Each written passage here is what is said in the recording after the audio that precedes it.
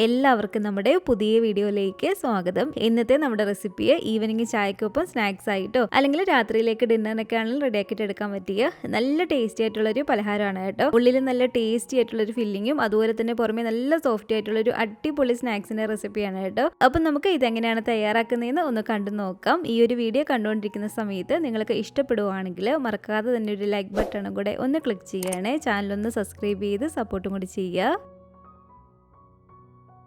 അപ്പോൾ ഈ ഒരു സ്നാക്സ് റെഡിയാക്കി എടുക്കാൻ വേണ്ടിയിട്ട് ഒരു 400 ഗ്രാം അളവിൽ എല്ലില്ലാത്ത ചിക്കന് ഇതുപോലെ നന്നായിട്ട് ക്ലീൻ ചെയ്ത് കഴുകി അതിൻ്റെ വെള്ളമൊക്കെ തോർന്നിരിക്കുകയാണ്. ഇതുപോലെ ചെറിയ ചെറിയ കഷ്ണങ്ങളൊക്കെയാണ് കേട്ടോ കട്ട് ചെയ്തെടുത്തിരിക്കുന്നത്. ഇതിലേക്ക് നമുക്ക് 1 ടീസ്പൂൺ അളവിൽ മുളക് പൊടിയും അതുപോലെ തന്നെ ഒരു 1/2 ടീസ്പൂൺ അളവിൽ ചിക്കൻ മസാലയും 1/2 ടീസ്പൂൺ അളവിൽ സോയാ സോസും കൂടി ഒഴിച്ചു കൊടുക്കുകയാണ്. കൂടാതെ ഇതിലേക്ക് ഒരു 1/2 ടീസ്പൂൺ അളവിൽ ഗാർലിക് പൗഡറും അതുപോലെ തന്നെ ഒരു 1/2 ടീസ്പൂൺ അളവിൽ ജിഞ്ചർ പൗഡറും കൂടി ചേർത്ത് കൊടുക്കുന്നുണ്ട്. അപ്പോൾ വെളുത്തുള്ളിയുടെ ഇഞ്ചിയുടെ ഒരു പൗഡർ ആയിട്ടില്ലെങ്കിൽ ഇഞ്ചി വെളുത്തുള്ളി പേസ്റ്റ് ചേർത്ത് കൊടുത്താലും മതി കേട്ടോ. 1/4 ടീസ്പൂൺ അളവിൽ കുരുമുളക് പൊടിയും കൂടി ഇട്ട് കൊടുക്കുകയാണ്. ഇനി ഇതിലേക്ക് നമുക്ക് ആവശ്യത്തിനുള്ള ഉപ്പിട്ട് കൊടുക്കാം. അതുപോലെ തന്നെ ഒരു 1/4 ടീസ്പൂൺ അളവിൽ മഞ്ഞൾപ്പൊടിയും കൂടി ഇട്ട് കൊടുത്തിട്ട് നന്നായിട്ട് ഇതൊന്ന് മിക്സ് ചെയ്തിട്ട് എടുക്കുകയാണ്. ഇനി നമുക്കിതൊരു 15 മിനിറ്റ് നേരത്തേക്ക് ഇതുപോലെ അടച്ചു വെച്ച് കൊടുത്തിട്ടൊന്ന് റെസ്റ്റ് ചെയ്യാൻ വേണ്ടിയിട്ട് വെക്കാം. ആ ഒരു മസാലയൊക്കെ അതിലൊന്ന് പിടിക്കാൻ വേണ്ടിയിട്ട്. ഇനി ഇതുപോലൊരു പാത്രത്തിലേക്ക് നമുക്കൊരു 1.5 കപ്പ് അളവിൽ ഇളം ചൂടുള്ള വെള്ളം ഒഴിച്ചു കൊടുക്കാം. ഒരുപാട് ചൂട് ഒരിക്കലായി പോകരുത്. 250 ml കപ്പിൽ 1.5 കപ്പ് അളവിൽ ഞാനിതിലേക്ക് ഇളം ചൂടുള്ള വെള്ളം ഒഴിച്ചു കൊടുത്തിട്ടുണ്ട്. ഇതിലേക്ക് ഒരു 3 ടേബിൾ സ്പൂൺ അളവിൽ പഞ്ചസാരയും അതുപോലെ തന്നെ 1 ടേബിൾ സ്പൂൺ അളവിൽ ഈസ്റ്റും കൂടി ചേർത്ത് കൊടുക്കുകയാണ്. ഞാനിപ്പോൾ ഈ ഒരു സ്നാക്സ് അത്യാവശ്യം വലിയൊരു ട്രെയിൽ 2 സ്നാക്സ് ആയിട്ട് റെഡിയാക്കി എടുക്കാൻ വേണ്ടിയിട്ടുള്ള ചേരുവകൾ പറയുന്നുണ്ട് കേട്ടോ. അതുകൊണ്ടാണ് ഇത്ര അളവിൽ ചേരുവകൾ എടുത്തിരിക്കുന്നത്. പിന്നെ നിങ്ങൾക്ക് ഒരു ഒറ്റ ട്രെയിൽ മാത്രം റെഡിയാക്കാൻ വേണ്ടിയിട്ടാണെങ്കിൽ ഈ ഒരു ചേരുവകളൊക്കെ നമ്മൾ പകുതി അളവിൽ എടുത്താൽ മതി കേട്ടോ. അപ്പോൾ ഇതുപോലെ ഒന്ന് മിക്സ് ചെയ്തതിന് ശേഷം ഒരു 10 മിനിറ്റ് ഇതൊന്ന് അടച്ചു വെച്ച് കൊടുക്കുക. 10 മിനിറ്റ് കഴിഞ്ഞ് നമ്മൾ ഇതുപോലെ ഒന്ന് തുറന്ന് നോക്കുമ്പോഴത്തേക്കും ഈസ്റ്റ് നന്നായിട്ട് തന്നെ ഒന്ന് പൊങ്ങി വന്നിട്ടുണ്ടായിരിക്കും. ഇനി ഇതിലേക്ക് ഒരു 125 ml അതായത് ഒരു 1/2 കപ്പ് അളവിൽ ഓയിൽ ഒഴിച്ചു കൊടുക്കുകയാണ്. സൺഫ്ലവർ ഓയിലോ ഒലിവ് ഓയിലോ ഏത് വേണമെങ്കിലും ഒഴിച്ചു കൊടുക്കാം. അതുപോലെ തന്നെ ഇതിലേക്ക് 250 ml ഒരു കപ്പിൽ 5 കപ്പ് അളവിൽ മൈദ ഇട്ട് കൊടുക്കുകയാണ് കേട്ടോ. അതുപോലെ തന്നെ ഈ ഒരു പൊടിയിലേക്ക് ആവശ്യത്തിനുള്ള ഉപ്പിട്ട് കൊടുക്കാം. 1 ടീസ്പൂൺ അളവിൽ ഉപ്പിട്ട് കൊടുത്തിട്ടുണ്ട്. പിന്നെ നമുക്കിതിലേക്ക് വേണ്ടത് 1 ടീസ്പൂൺ അളവിൽ ബേക്കിംഗ് പൗഡറാണ്. ഇതെല്ലാം കൂടി ചേർത്ത് കൊടുത്തിട്ട് നന്നായിട്ട് ഇതൊന്ന് മിക്സ് ചെയ്തിട്ട് എടുക്കാം കേട്ടോ.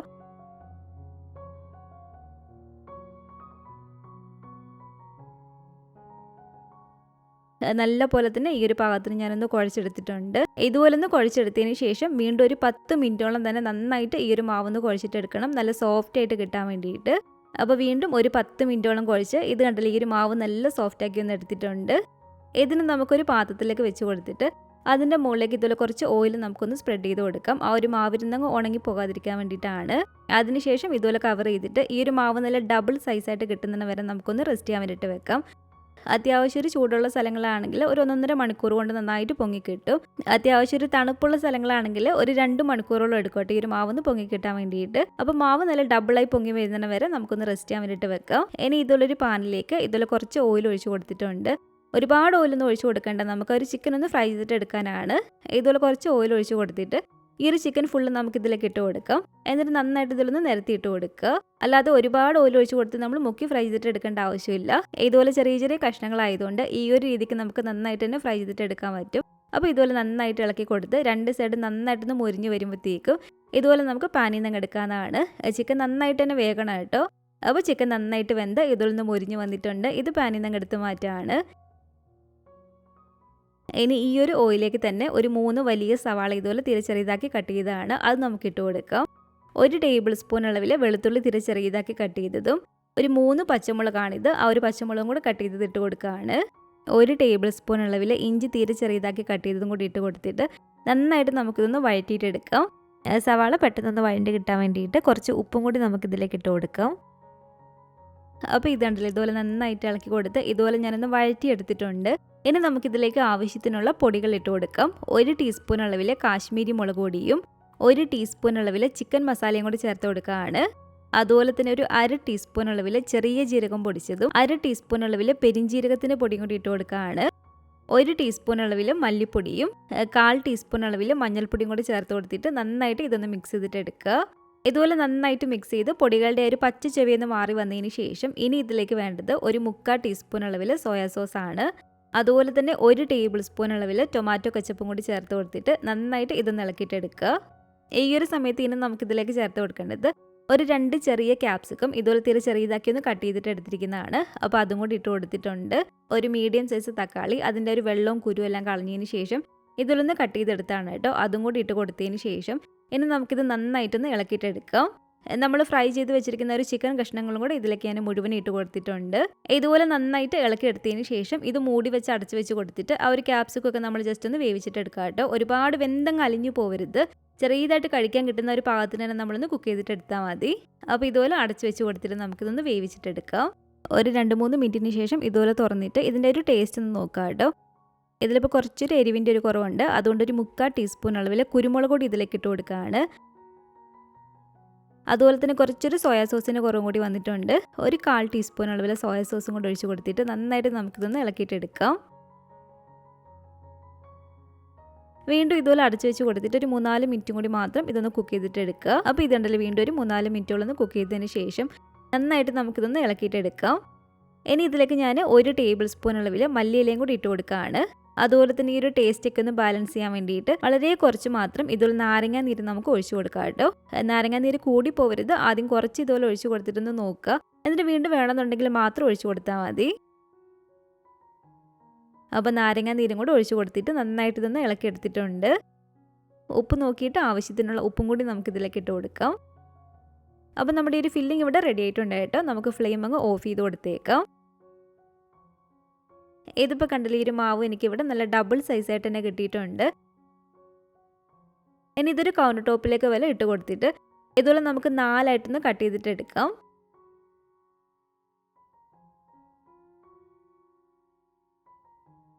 അത്യാവശ്യം വലിപ്പമുള്ള 2 പാത്രത്തിൽ നമുക്കിത് ചെയ്തിട്ടെടുക്കാനുള്ള മാവുണ്ട്. അപ്പോൾ ഇതുപോലെ 4ആക്കി ഒന്ന് കട്ട് ചെയ്തതിന് ശേഷം ഇതുപോലെ ബോൾസാക്കി നമുക്കൊന്ന് ഉരുട്ടിയിട്ടെടുക്കാം.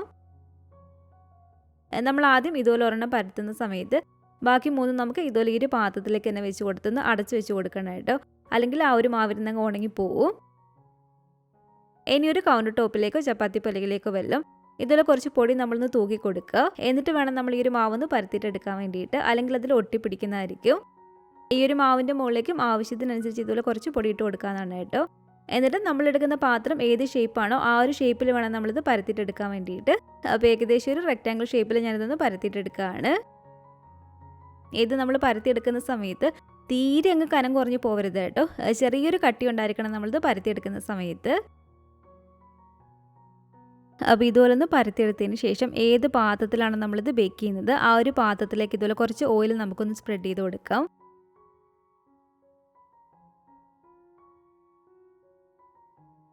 എന്നിട്ട് ആദ്യം പരത്തിയത് ഈ ഒരു പാത്രത്തിലേക്ക് ഇതുപോലെ വെച്ച് കൊടുത്തിട്ട് ഇതിൻ്റെ മുകളിലേക്ക് കുറച്ച് ഓയിൽ നമുക്ക് ഇതുപോലെ ഒന്ന് സ്പ്രെഡ് ചെയ്ത് കൊടുക്കാം.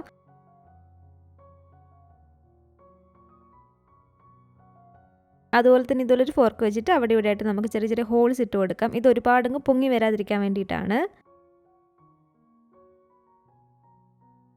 അപ്പോൾ ഈ ഒരു മാവ് ഇതിലേക്ക് വെച്ച് കൊടുത്തിട്ട് ആദ്യം നമുക്കിതൊന്ന് ബേക്ക് ചെയ്തിട്ട് എടുക്കാം. പ്രീ ഹീറ്റ് ചെയ്തിട്ടിരിക്കുന്ന ഓവനിലേക്ക് 200 ഡിഗ്രി സെൽഷ്യസിൽ ഒരു 7-8 മിനിറ്റ് മാത്രം നമ്മളിതൊന്ന് ബേക്ക് ചെയ്തിട്ട് എടുത്താൽ മതി. അപ്പോൾ ഇതുണ്ടല്ലോ ഇതുപോലെ ഞാനൊന്ന് ബേക്ക് ചെയ്തെടുത്തിട്ടുണ്ട്. ഇനി ഇതിൻ്റെ മുകളിലേക്ക് നമുക്ക് ഇതുപോലെ കുറച്ച് പിസ്സ സോസ് ഇതുപോലെ ഒന്ന് സ്പ്രെഡ് ചെയ്ത് കൊടുക്കാം. ഇനി പിസ്സ സോസ് നിങ്ങളുടെ ഇല്ലെങ്കിൽ ടൊമാറ്റോ കെച്ചപ്പ് കുറച്ച് സ്പ്രെഡ് ചെയ്ത് കൊടുത്താലും മതി. അതിനുശേഷം നമ്മൾ റെഡിയാക്കി വെച്ചിട്ടുള്ള ഒരു ഫില്ലിങ്ങിൻ്റെ പകുതി ഇതിലേക്ക് നമുക്ക് വെച്ച് കൊടുക്കാം കേട്ടോ.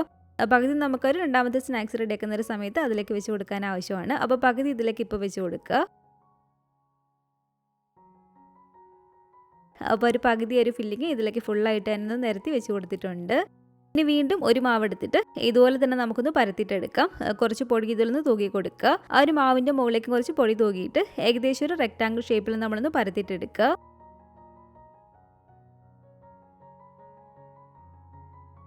ആ ഒരു സൈഡിലൊന്ന് ലെവലാക്കി ഞാനൊന്ന് കട്ട് ചെയ്തെടുത്തിട്ടുണ്ട്. ഇതുപോലെ ആ ഒരു പാത്രത്തിൻ്റെ ഒരു വലിപ്പത്തിൽ ഇതുപോലെ നമ്മളൊന്ന് പരത്തിയെടുത്തതിന് ശേഷം ഇതിൻ്റെ മുകളിലേക്ക് നമുക്ക് ഇതുപോലെ ഒന്ന് വിരിച്ചു കൊടുക്കാം. ഇതുപോലെ ഈ ഒരു 4 സൈഡും നന്നായിട്ട് അമർത്തി ഒന്ന് ഒട്ടിച്ചു കൊടുക്കുക.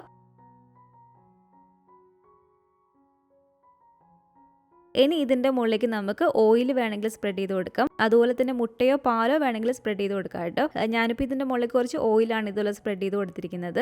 ഇതിൻ്റെ മുകളിലേക്കും ഒരുപാടല്ല അവിടെ ഇവിടെ ആയിട്ട് മാത്രം കുറച്ച് ഹോളിട്ട് കൊടുക്കുക. അതിനുശേഷം നമ്മൾ ഇതുപോലെ കൈ കൊണ്ടൊന്ന് അമർത്തിയിട്ട് ഒരു സ്ക്വയർ ഷേപ്പിൽ നമുക്കിതൊന്ന് റെഡിയാക്കിയിട്ട് എടുക്കാം. ഇത് കണ്ടില്ല, ഇതുപോലെ ഞാനൊന്ന് കൈ കൊണ്ട് അമർത്തി ഈ ഒരു ഷേപ്പിൽ നിന്ന് റെഡിയാക്കി എടുത്തിട്ടുണ്ട്. ഇനി ആ ഒരു ഗ്യാപ്പിലെല്ലാം തന്നെ നമുക്ക് കുറച്ച് മൊസറല്ല ചീസ് ഇതുപോലെ ഒന്ന് വെച്ച് കൊടുക്കാം കേട്ടോ.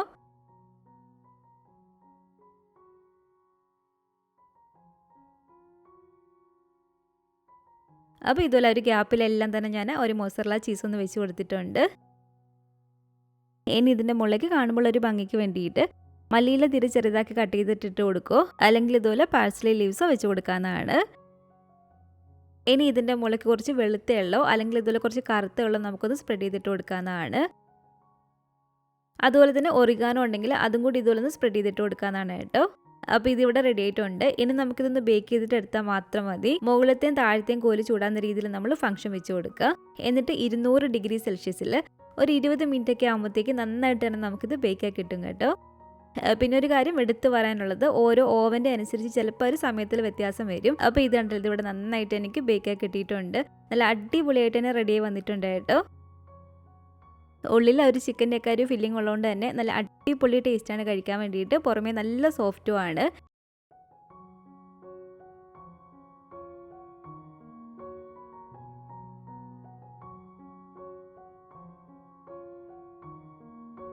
അപ്പോൾ അവർ ബാക്കിയുള്ള ഒരു 2 ബോൾസ് പരത്തി ആ ഒരു സെയിം രീതിയിൽ തന്നെ ബേക്ക് ചെയ്തിട്ട് എടുത്തിരിക്കുന്നതാണ് കേട്ടോ.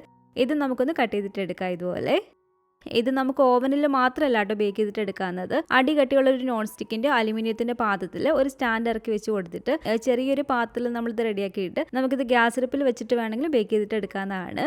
കുട്ടികൾക്കാണെങ്കിലും വലിയവർക്കാണെങ്കിലും ഒരേപോലെ ഇഷ്ടപ്പെടുന്ന ഒരു സ്നാക്സ് ആണ് കേട്ടോ. അപ്പോൾ ഇതുപോലെ നിങ്ങൾ ഉണ്ടാക്കി നോക്കുകയാണെങ്കിൽ നിങ്ങളുടെ അഭിപ്രായങ്ങളൊക്കെ മറക്കാതെ തന്നെ നമ്മുടെ കമൻറ്റ് ബോക്സിൽ വന്നറിയിക്കുക. അതുപോലെ തന്നെ ഈ ഒരു വീഡിയോ ഇഷ്ടപ്പെട്ടെങ്കിൽ മറക്കാതെ തന്നെ ഒരു ലൈക്ക് ബട്ടണും കൂടെ ഒന്ന് ക്ലിക്ക് ചെയ്യുക. നിങ്ങളുടെ ഫാമിലിയും ഫ്രണ്ട്സും ഒക്കെ ആയിട്ട് ഈ ഒരു വീഡിയോ ഒന്ന് ഷെയർ ചെയ്ത് കൊടുക്കുക.